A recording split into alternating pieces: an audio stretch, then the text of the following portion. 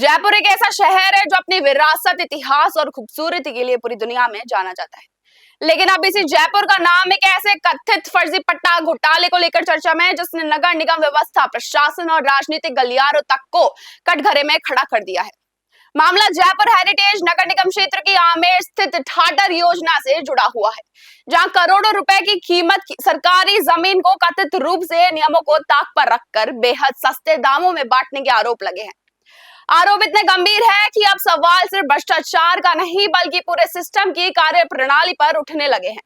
बताया जाता है कि बसी सीतारामपुरा योजना में कई भूखंडों के पट्टे महज 501 रुपए जैसी मामूली राशि में जारी कर दिए गए, जबकि जिन जमीनों की बाजार कीमत करोड़ों रुपए में बताई जा रही है उनके आवंटन में नियमों का पालन हुआ या नहीं, यही सबसे बड़ा सवाल बन गया। आरोप ये भी लगे हैं कि कई मामलों में सर्वे नंबरों में हेराफेरी हुई है, कुछ दस्तावेजों को लेकर गंभीर सवाल खड़े हुए और बिना वैध प्रक्रिया अपनाए जमीनों की रजिस्ट्री तक करवा दी गई है। वहीं आमेर की ठाटर योजना में भी कथित फर्जी पट्टों का मामला सामने आया है, जहां नगर निगम हेरिटेज की जमीन पर कथित रूप से अवैध तरीके से पट्टे जारी किए गए हैं।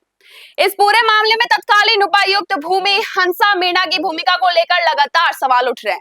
विपक्षी पार्षदों और स्थानीय लोगों ने आरोप लगाया कि भूमि शाखा में बड़े स्तर पर अनियमितताएं हुई है और बिना उत्सर की मिलीभगत के इतना बड़ा खेल संभव नहीं था। भाजपा पार्षदों ने तत्कालीन मेयर कुसुम यादव और निगम अधिकारियों की भूमिका पर सवाल उठाए हैं। आरोप लगाए गए हैं कि तत्कालीन मेयर कुसुम यादव ने अपने करीबी लोगों को फायदा पहुंचाने के लिए ठाटर योजना में कई कथित अवैध पट्टे जारी करवाए। बाद में जब मामले की जांच हुई तो कई चौंकाने वाली बातें सामने आई। जांच में कथित फर्जीवाड़े के संकेत मिले और नगर निगम को खुद इस पूरे मामले में जांच कमेटी गठित करनी पड़ी। नगर निगम जयपुर हेरिटेज की ओर से सार्वजनिक सूचना तक जारी की गई, जिसमें कहा गया कि कई भूखंडों की पत्रावलियों में बड़ी अनियमितताएं पाई गई है। रिकॉर्ड के अनुसार राशि जमा होने का उल्लेख तो मिला, लेकिन संबंधित पट्टों की कोई वैध पत्रावली कार्यालय में उपलब्ध नहीं थी। इतना ही नहीं, पट्टा डिस्पैच रजिस्टर में भी कई पट्टों का कोई रिकॉर्ड दर्ज नहीं मिला।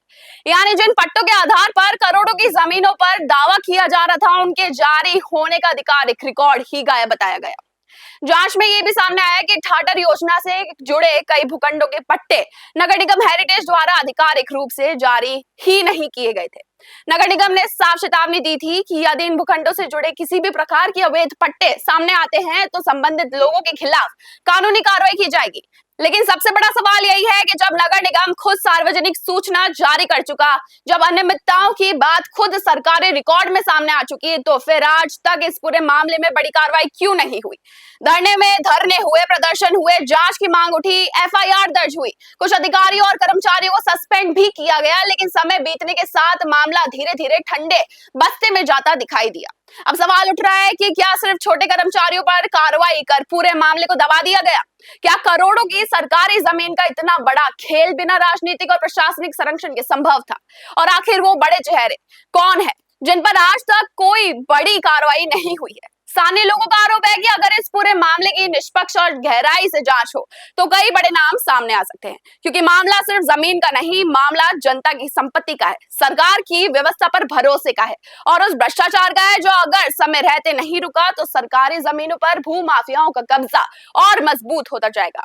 अब जयपुर की जनता पूछ रही है कि आखिर करोड़ों की सरकारी जमीन किसके संरक्षण में बांटी गई? जिम्मेदार अधिकारियों और जनप्रतिनिधियों पर कार्रवाई कब होगी? और क्या फर्जी पट्टा घोटाले के असली मास्टरमाइंड्स तक कभी जांच पहुंचेगी, या फिर हर बार की तरह ये मामला भी फाइलों, जांच और राजनीतिक दबाव के बीच दबकर रह जाएगा?